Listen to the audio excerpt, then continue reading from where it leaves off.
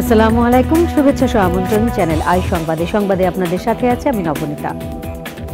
বিস্তারিত সংবাদের শুরুতেই জানিয়ে দিচ্ছি সুপার ফ্রেশ ফর্টিফাইড সয়াবিন তেল সংবাদ শিরোনাম। দেশের সব সিটি ও পৌর মেয়র আর জেলা ও উপজেলা পরিষদ চেয়ারম্যানকে অপসারণ করে প্রজ্ঞাপন, শূন্য পদগুলোতে প্রশাসক নিয়োগ। তত্ত্বাবধায়ক সরকার বাতিল করে সংবিধানের পঞ্চদশ সংশোধনীর বৈধতা চ্যালেঞ্জ করে রুল, আইন সচিব সহ ৩ জনকে ৮ সপ্তাহের মধ্যে জবাব দেওয়ার নির্দেশ। অন্তর্বর্তী সরকারের প্রতি বিএনপির পূর্ণ সমর্থন রয়েছে বললেন মির্জা ফখরুল, ছাত্র জনতার বিজয়কে নস্যাতের ষড়যন্ত্র চলছে মন্তব্য। রাজধানীতে ডেঙ্গুর প্রকোপ বৃদ্ধির কারণে হাসপাতালে রোগী ভর্তি বাড়ছে, সংশ্লিষ্ট কর্তৃপক্ষের মশা নিধনের কার্যক্রম না থাকার অভিযোগ। এবং মাঙ্কিপক্সের সংক্রমণ ঠেকাতে বিমানবন্দরে সতর্কতামূলক ব্যবস্থা, স্বাস্থ্য পরীক্ষা ছাড়া দেশে প্রবেশ করতে দেয়া হচ্ছে না যাত্রীদের।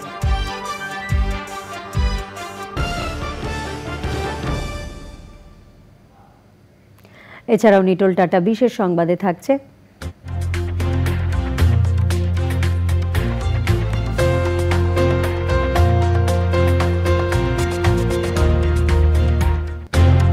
কানাডা টরন্টোতে 20তম উত্তর আমেরিকা নজরুল সম্মেলনের খবর।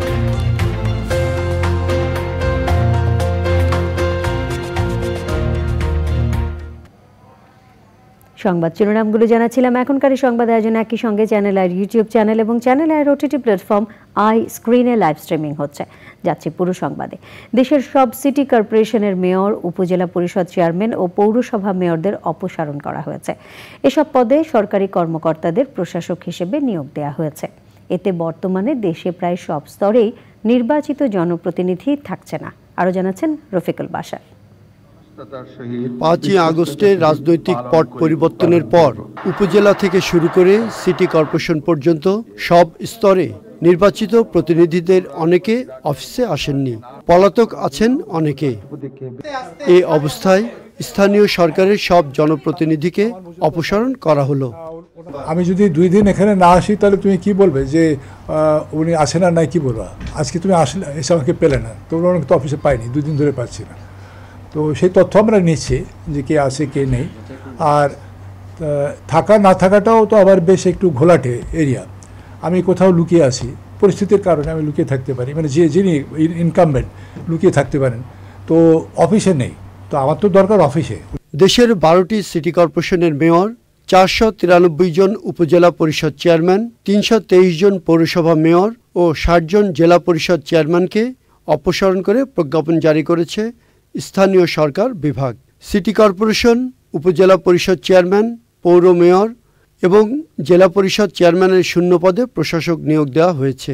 এই আদেশের ফলে দেশে প্রায় সকল স্তরেই নির্বাচিত জনপ্রতিনিধি শূন্য হল। 12টি সিটি কর্পোরেশনের মধ্যে ঢাকা উত্তর ও ঢাকা দক্ষিণ, নারায়ণগঞ্জ এবং কুমিল্লা সিটি কর্পোরেশনে অতিরিক্ত সচিব ও সমমর্যাদার 4 কর্মকর্তাকে প্রশাসক হিসেবে নিয়োগ দেওয়া হয়েছে। বাকি 8 সিটি কর্পোরেশনে বিভাগীয় কমিশনাররা প্রশাসকের দায়িত্ব পালন করবেন। 495 জন উপজেলা নির্বাহী কর্মকর্তা নিজ নিজ উপজেলায় প্রশাসক হিসাবে দায়িত্ব পালন করবেন। 330টি পৌরসভায় প্রশাসনের বিভিন্ন পর্যায়ের কর্মকর্তারা প্রশাসক হিসাবে নিয়োগ পেয়েছেন। 61টি জেলার মধ্যে 53টি জেলায় জেলা প্রশাসকদের জেলা পরিষদ প্রশাসক হিসেবে নিয়োগ দেওয়া হয়েছে। আর 8টি বিভাগীয় জেলায় অতিরিক্ত বিভাগীয় কমিশনাররা জেলা পরিষদের দায়িত্ব পালন করবেন। Rafiqul Bashar, channel I, Dhaka. তত্ত্বাবধায়ক সরকার ব্যবস্থা বাতিল করে সংবিধানের পঞ্চদশ সংশোধনী কেন অবৈধ নয় জানতে চেয়ে রুল জারি করেছেন হাইকোর্ট। সংবিধানের মূল ভিত্তির সাথে সাংঘর্ষিক বলে ওই সংশোধনী বাতিল চেয়েছেন আবেদনকারী। তবে সংশোধনী স্থগিতাদেশের আবেদনের বিষয়ে জোর বিরোধিতা করেছে রাষ্ট্রপক্ষ। মাজহারুল হক মান্না জানাচ্ছেন। পঞ্চদশ সংশোধনের মাধ্যমে বঙ্গবন্ধু শেখ মুজিবুর রহমানকে জাতির পিতা হিসেবে স্বীকৃতি দেওয়া হয়, বাতিল করা হয় তত্ত্বাবধায়ক সরকার ব্যবস্থা। একই সঙ্গে জাতীয় সংসদে নারীদের জন্য সংরক্ষিত আসন সংখ্যা ৪৫ থেকে বাড়িয়ে ৫০ করা হয়। এই সংশোধনীর বৈধতা চ্যালেঞ্জ করে ডক্টর তোফায়েল আহমেদ সহ ৫ জন বিশিষ্ট ব্যক্তি রিট করেন। যে আমাদের যে বিয়োগান্তক ঘটনা ঘটেছে এই যে গত কয়েক সপ্তাহে, এগুলো সম্পূর্ণ এড়ানো যেত। আর তত্ত্বাবধায়ক সরকার এই পঞ্চদশ সংশোধনী পাশ করা হয়েছে সম্পূর্ণ স্বেচ্ছাচারিতার ভিত্তিতে এবং মিথ্যাচার জালিয়াতির মাধ্যমে। শুনানি শেষে আদেশ দেন high court.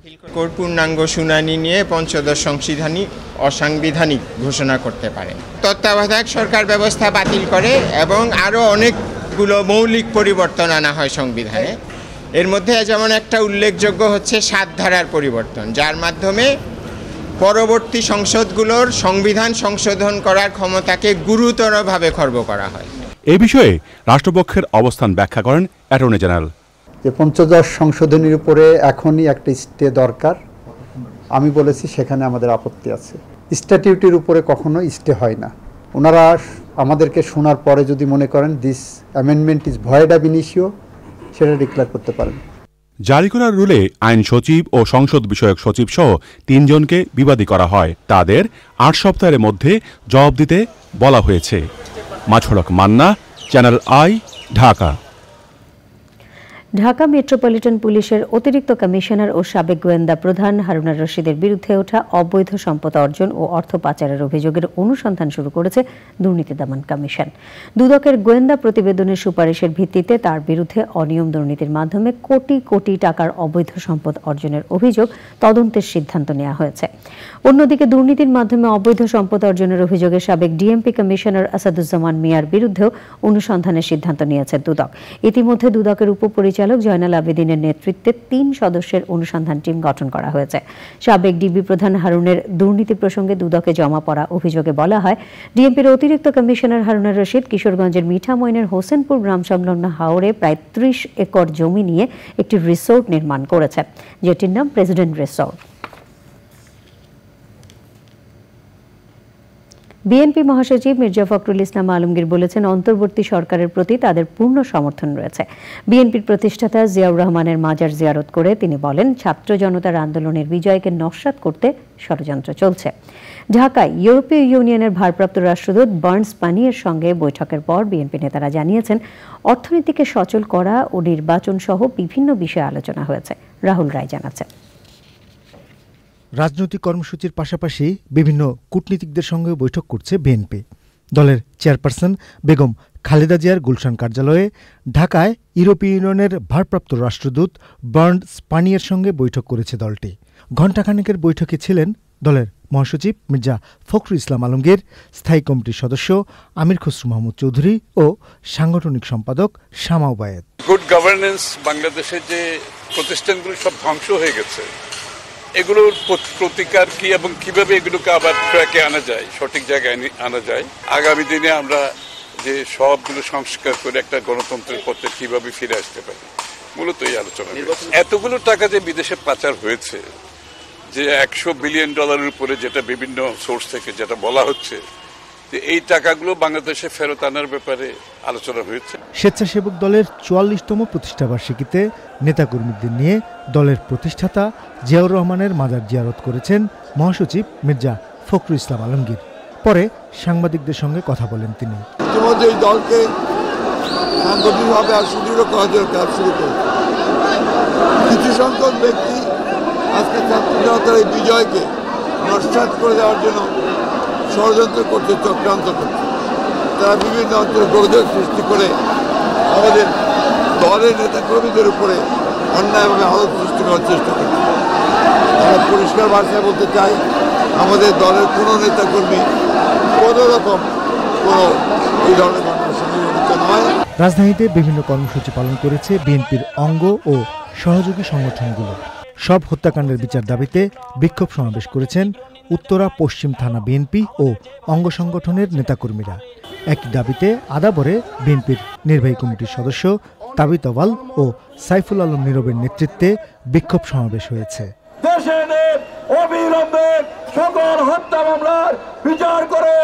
Rahul Roy, channel I, Dhaka. সমাজ কল্যাণ উপদেষ্টা শারমিন মুর্শিদ বলেছেন, ছাত্র জনতার আন্দোলনে আহত শিশু, তরুণ ও শিক্ষার্থীদের পুনর্বাসন প্রতিষ্ঠা করা সরকারের দায়িত্ব।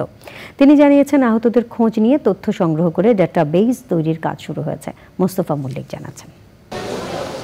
বুনে যাওয়া স্বপ্ন পূরণে সবসময় ছুটে বেড়ানো এই মানুষগুলো এখন হাসপাতালের বিছানায়। অধিকার আদায়ের আন্দোলন চলার সময় আহত হন তারা। চিকিৎসার খোঁজ নিতে সমাজ কল্যাণ উপদেষ্টা যান ঢাকা মেডিকেল কলেজ হাসপাতালে। পরে সাংবাদিকদের সঙ্গে কথা বলেন উপদেষ্টা।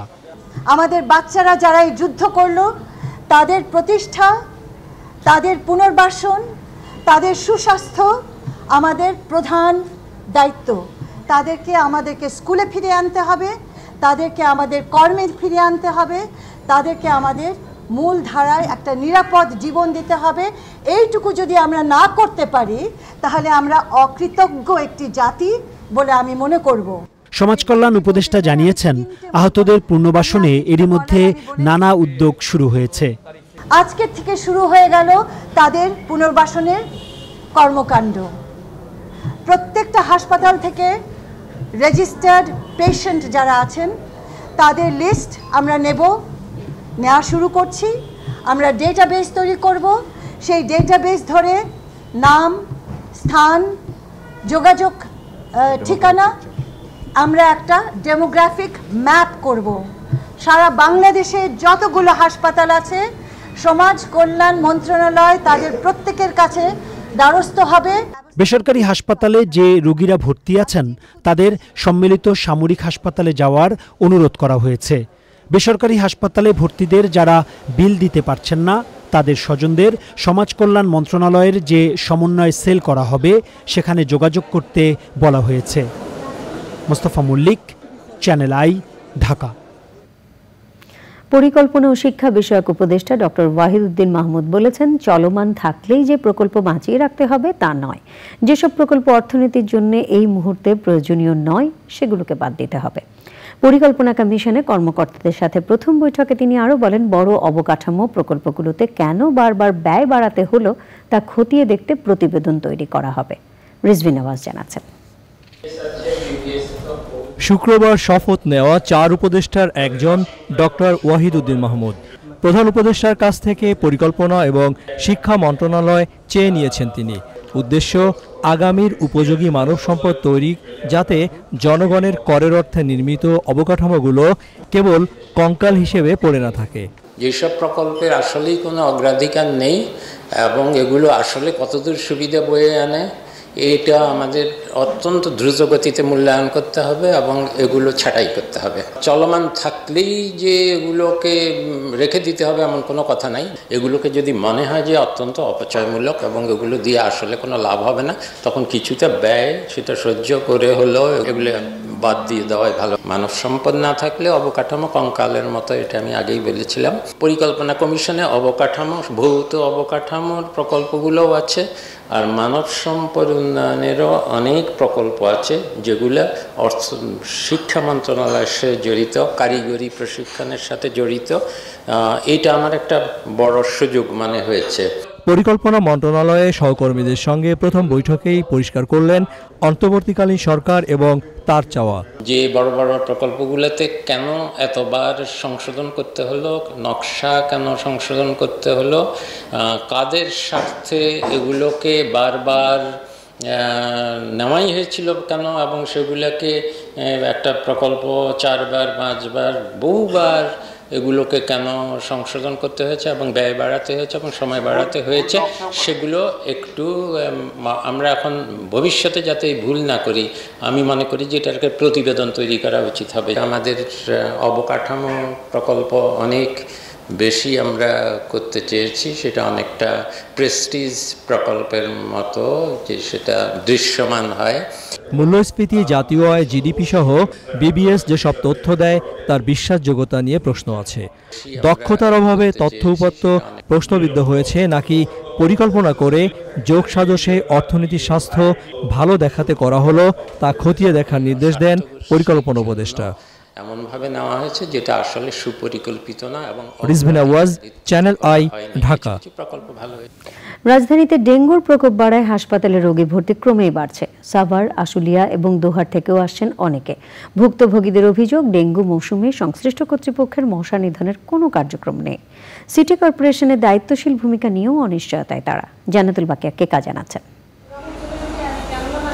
ডেঙ্গু আক্রান্ত 5 বছর বয়সী রাফসান টানা 8 দিন আইসিইউতে থাকার পর আজই সাধারণ ওয়ার্ডে এসেছে। এখনও শিশুটির শঙ্কা কাটেনি।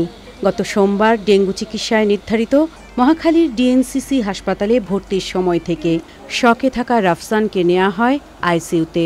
প্রথমবার যখন ডেঙ্গু পজিটিভ আসে তখন আমাদের বাসার ওখানে হসপিটাল ভর্তি ছিল, তখন অবস্থা ভালো না দেখে পরে বলছে মহাখালী নিয়ে যান। আশুলিয়া থেকে আসা 2 বছর বয়সী আব্দুল্লাহ ও তার মা খাদিজা ডেঙ্গুতে আক্রান্ত হয়ে হাসপাতালের বিছানায়। আব্দুল্লাহর সাথে তার মা ছাড়াও চিকিৎসাধীন ছিলেন বাবা, দাদি ও ছোট বোন। শুরুতেই আমার শাশুড়ির জ্বর হয়েছে, তারপরে আমার মেয়েটা 2 দিন পরে, তারপরে আবার এই ছোট বাচ্চাটা, তারপরে আবার ওর কাছ থেকে আবার আমি 2 দিন পর, মানে 2 দিন পর পরে আমার 1 দিন পর হইতে না হইতে আমার হাজব্যান্ড। যেহেতু আমাদের এখন মেয়র সাহেব নাই, এরপর কাউন্সিলররা সবাই পদত্যাগ করছে, সেক্ষেত্রে আমাদের এই উপদেষ্টা মণ্ডলীর সদস্যরা যারা দায়িত্বপ্রাপ্ত আছেন ওনারা যদি যথাযথ পদক্ষেপ নেন তাহলে জনগণ আমরা রক্ষা পাবো। আর শিশুর ক্ষেত্রে যেটা হচ্ছে এখন ডেঙ্গুর থেকে আপনার এন্টারি ফিভার, টাইফয়েড ফিভার নিয়েও আসছে সাথে, ডেঙ্গুর সাথে সাথে। স্বাস্থ্য অধিদপ্তরের তথ্য অনুযায়ী রোববার পর্যন্ত সারা দেশে ডেঙ্গুতে আক্রান্ত হয়ে হাসপাতালে ভর্তি রোগীর সংখ্যা 992 জন। ডেঙ্গুর প্রকোপ আরও বাড়বে বলে আশঙ্কা চিকিৎসকদের। ইউজুয়ালি তো এই সময়টায় বাড়ে, যেহেতু গত কয়েকদিন ধরে বাড়ছে, আমরা ধরে নিতে পারি যে বাড়বে। যেহেতু সিটি কর্পোরেশন এখন একটু কাজ কমে গিয়েছে কয়েকদিনের, তো নিজেরাই নিজেদের উদ্যোগে সবকিছু পরিষ্কার করতে হবে। জুলাই থেকেই ডেঙ্গুর প্রকোপ বাড়তে থাকে। এই মৌসুমে মশা নিধন করা না গেলে ডেঙ্গুতে আক্রান্ত ও মৃত্যু দুটোই বাড়বে বলে সতর্ক করেছেন চিকিৎসকরা। জান্নাতুল বাকিয়া কেকা, চ্যানেল আই, ঢাকা।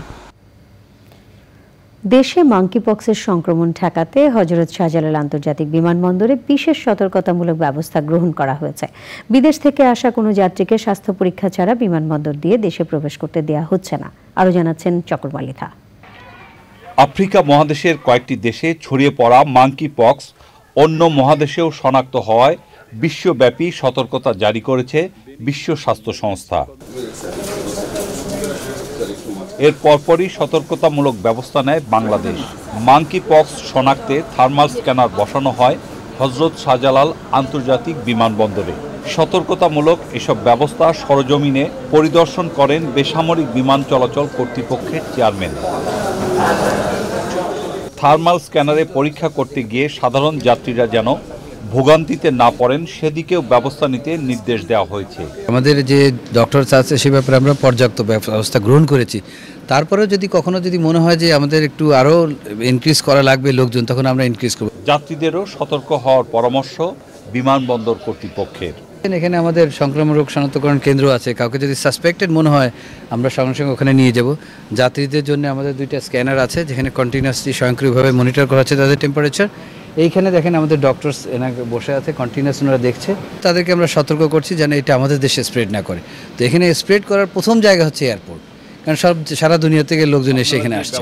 তবে হযরত শাহজালাল আন্তর্জাতিক বিমানবন্দরে এখন পর্যন্ত মাঙ্কিপক্স আক্রান্ত কোনো রোগী শনাক্ত হয়নি। আগস্টের 15 তারিখ থেকে আমরা স্ক্রিনিং শুরু করছি এবং এখন পর্যন্ত পাই নাই। কারো শরীরে জ্বর অনুভূত হলে চিকিৎসকের নির্দেশনা নিয়ে দেশে আসার পরামর্শ দিয়েছেন বিশেষজ্ঞরা। চকর মালিথা, চ্যানেল আই, ঢাকা। রাজধানীতে গ্যাস সংকট বহুদিনের। দিনে যতটুকু গ্যাস পাওয়া যায় চাহিদার তুলনায় তা নগণ্য বলে জানিয়েছেন রাজধানীবাসী। আবার বিদ্যুতের ভৌতিক বিল আসছে বলে অভিযোগ করছেন অনেকেই। তবে পানির সমস্যা তেমন একটা নেই। দুর্নীতিমুক্ত বাংলাদেশ গড়তে দীর্ঘদিনের এসব সমস্যা সমাধানে অন্তর্বর্তী সরকার আন্তরিকভাবে কাজ করবে বলে প্রত্যাশা নগরবাসীর। শাকের আদনান জানাচ্ছেন। গ্যাস সংকট রাজধানীবাসীর জন্য বড় এক সমস্যা। বহু বছর ধরেই এ অবস্থা চলছে, আর এ কারণে বাসাবাড়িতে রান্না সহ নিত্য প্রয়োজনীয় কাজ করতে গিয়ে বিপাকে পড়তে হচ্ছে। সকাল ভোর থেকেই 7টা থেকে আর কি গ্যাসটা থাকে না, তো এত সকালবেলা উঠে রান্না করা যায় না। গ্যাসের তো একদমই করুণ অবস্থা। সকালবেলা উঠলে আমরা একদমই গ্যাস পাই না, আস্তে আস্তে সেই 3টা বেজে যায়। আলাদা সিলিন্ডার এনে রান্না বান্না করতে হয়। বিদ্যুতের পোস্টপেইড ও প্রিপেইড বিল নিয়ে নগরবাসীর বিস্তর অভিযোগ আছে। এক এক সময় এক এক রকম বিল আসে বলে অভিযোগ অনেকের। আর অবৈধ বিদ্যুৎ ও গ্যাস সংযোগ সমস্যা আরও বাড়িয়েছে। কখনো 1200, 1300, 1400, 1500, 1600, কখনো আবার 2400, 2300, এইভাবে। যেখানে বিদ্যুৎ বিল যেখানে রেশিও ইউনিট বাড়ে সেখানে কমার কথা, সেখানে কিন্তু বাড়ে যাচ্ছে। তো আমরা চাচ্ছি যে এটাকে যেভাবে একটা সামঞ্জস্য করে কমানো যায়। তবে বিদ্যুৎ অফিস বলছে বিদ্যুতের ভৌতিক বিল বলে কিছু নেই। যে গ্রাহক যত বেশি বিদ্যুৎ ব্যবহার করবে তার বিল তত বেশি হবে। গ্রাহক যখন 0 থেকে 75 ইউনিট পর্যন্ত এক ধরনের স্ল্যাব, 75 থেকে 200 ইউনিট পর্যন্ত এক ধরনের স্ল্যাব, তারপরে 200 থেকে 300, 300 থেকে 400, 400 থেকে 600, 600-র উপরে একটা, এরকমের 6টা স্ল্যাব আছে আবাসিক গ্রাহকের ক্ষেত্রে। তো আবাসিক যত বেশি বিদ্যুৎ ব্যবহার করবেন তত বেশি বিদ্যুৎ বিল দিতে হবে। বিদ্যুৎ ও গ্যাস নিয়ে নাগরিক জীবনের সমস্যাগুলোর দ্রুত সমাধান হবে আশা নগরবাসীর। Shakir Adnan, channel I, Dhaka. এর সাথে সংবাদে নিয়ে নিচ্ছে খানিকক্ষণের বিরতি। আর বিরতির পর আমন্ত্রণ আরও একবার। স্বাস্থ্য অধিদপ্তরের ভারপ্রাপ্ত নতুন মহাপরিচালক হিসেবে অধ্যাপক ডাক্তার রোবেদ আমিনকে নিয়োগের পরদিন তার অপসারণ চেয়ে বিক্ষোভ করেছেন একদল চিকিৎসক। রাজধানীর টিবি গেট সংলগ্ন নতুন স্বাস্থ্য ভবনে চিকিৎসকদের বিক্ষোভের মুখে তিনি স্বাস্থ্য অধিদপ্তরে প্রবেশ করতে পারেননি। চিকিৎসকদের বিক্ষোভের কারণে স্বাস্থ্য উপদেষ্টা ও নতুন ভারপ্রাপ্ত মহাপরিচালক সহ সংশ্লিষ্টরা মহাখালীর কোভিড-19-এর চিকিৎসায় নির্ধারিত ডিএনসিসি হাসপাতালে যান। সেখানে স্বাস্থ্য উপদেষ্টা নূরজাহান বেগমের উপস্থিতিতে একদল চিকিৎসক ভারপ্রাপ্ত মহাপরিচালক এবং অতিরিক্ত মহাপরিচালক আহমেদুল কবিরের পদত্যাগ চেয়ে বিক্ষোভ করেন। 31শে জুলাই বৈষম্য বিরোধী ছাত্র আন্দোলনের মার্চ ফর জাস্টিস কর্মসূচি চলার সময় ঢাকার নিউ মডেল ডিগ্রি কলেজের রাষ্ট্রবিজ্ঞান বিভাগের শিক্ষার্থী নাহিদুল ইসলামের মুখ চেপে ধরা ঢাকা মেট্রোপলিটন পুলিশের শাহবাগ থানার নিরস্ত্র পরিদর্শক অপারেশন মোহাম্মদ আরশাদ হোসেনকে সাময়িক বরখাস্ত করা হয়েছে। রোববার ডিএমপি কমিশনার মোহাম্মদ মাইনুল হাসান স্বাক্ষরিত এক অফিস আদেশে আরশাদকে সাময়িক বরখাস্ত করা হয়। বৈষম্য বিরোধী ছাত্র আন্দোলনের সময় এই ছবি সামাজিক যোগাযোগ মাধ্যমে ছড়িয়ে পড়লে আরশাদের এই আচরণ নিয়ে তীব্র সমালোচনা হয়। পাশাপাশি এই ছবি হয়ে ওঠে প্রতিবাদের ভাষা। কলকাতার আরজি কর হাসপাতালে চিকিৎসককে ধর্ষণ ও হত্যার প্রতিবাদে ভারত জুড়ে চিকিৎসকদের কর্মবিরতি চলছে। 24শে আগস্ট পর্যন্ত আরজি কর সহ আশপাশের এলাকায় জমায়েতে নিষেধাজ্ঞা দিয়েছে পশ্চিমবঙ্গ সরকার। শিক্ষানবিশ চিকিৎসক মৌমিতা ধর্ষণ ও হত্যা ঘটনায় আরজি কর হাসপাতালের পদত্যাগে অধ্যক্ষ সন্দীপ ঘোষকে সিবিআই জিজ্ঞাসাবাদ করছে। ভারত জুড়ে আউটডোরেও কর্মবিরতির ডাক দিয়েছে দেশটির চিকিৎসক সংগঠন ইন্ডিয়ান মেডিকেল অ্যাসোসিয়েশন। দেশটির সব সরকারি বেসরকারি হাসপাতালে চিকিৎসকরা কর্মবিরতিতে অংশ নিয়েছেন।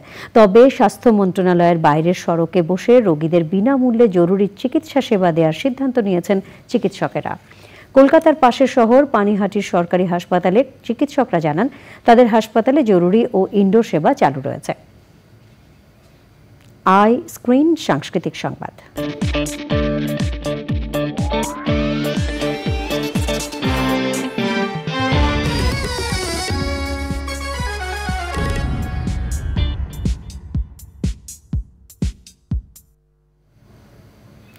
কলকাতার আরজি কর হাসপাতালে তরুণী চিকিৎসককে ধর্ষণ ও হত্যাকাণ্ডের বিচারের দাবিতে রাজপথে নেমে এসেছে তারকারাও।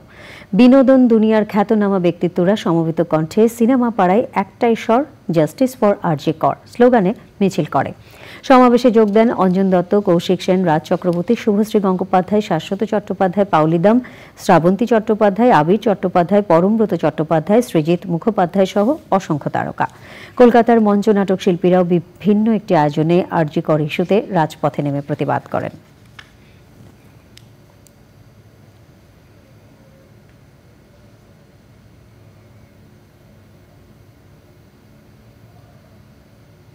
নিটোল টাটা বিশেষ সংবাদ।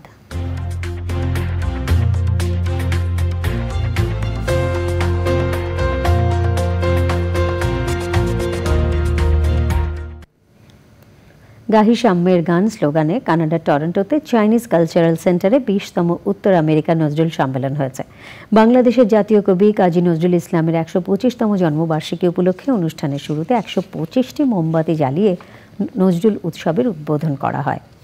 দিনভর সম্মেলনে নানা আয়োজনের মধ্যে ছিল বিদ্রোহী, সাম্যবাদী ও প্রেমিক নজরুলের বিষয়ভিত্তিক আবৃত্তি, গান ও নৃত্য এবং প্রবাস প্রজন্মের পরিবেশনা। কানাডার স্থানীয় দেশি টিভির আয়োজনে অনুষ্ঠানের আহ্বায়ক ছিলেন ইলোরা আমিন। কাজী নজরুল ইসলামের নাতনি অনিন্দিতা কাজী অনুষ্ঠানে সাম্যবাদী কবি কাজী নজরুল ইসলামের জীবনের নানা দিক তুলে ধরেন। এবারে কৃষি সংবাদ।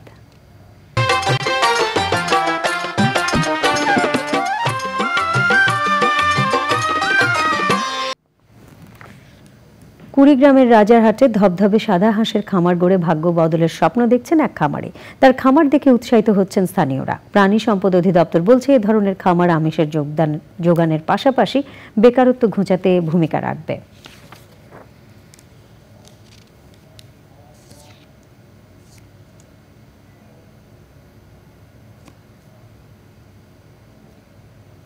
এবারে প্রকৃতি সংবাদ।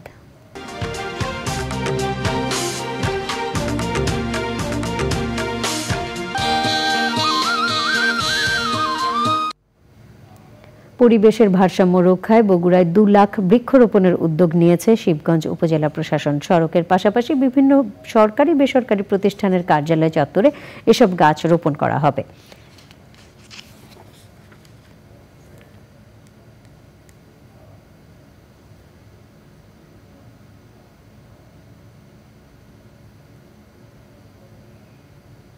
পূবালী ব্যাংক বাণিজ্য সংবাদ।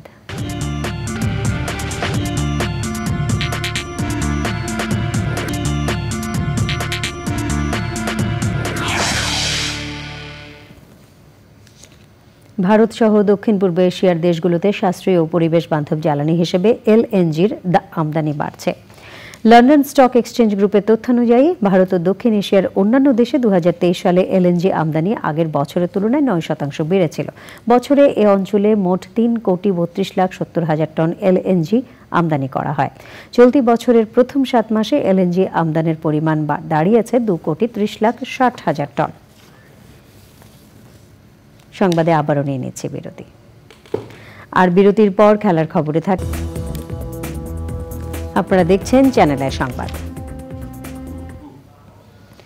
বাংলাদেশ বেতারের সর্বস্তরের কর্মকর্তা কর্মচারী, নিজস্ব শিল্পী এবং কলাকুশলীদের চাকুরিতে পদোন্নতি ও নানা বৈষম্য নিরসনের পাশাপাশি মানববন্ধন কর্মসূচি পালিত হয়েছে।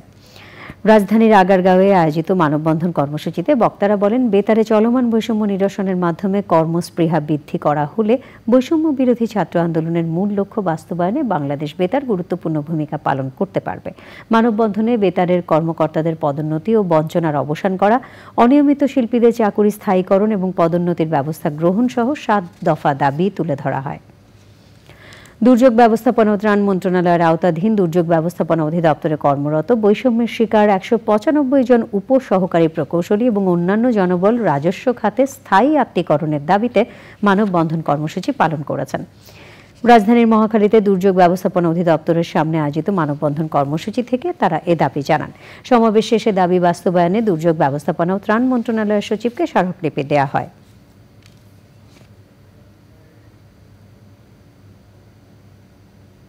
এবার খেলার খবর।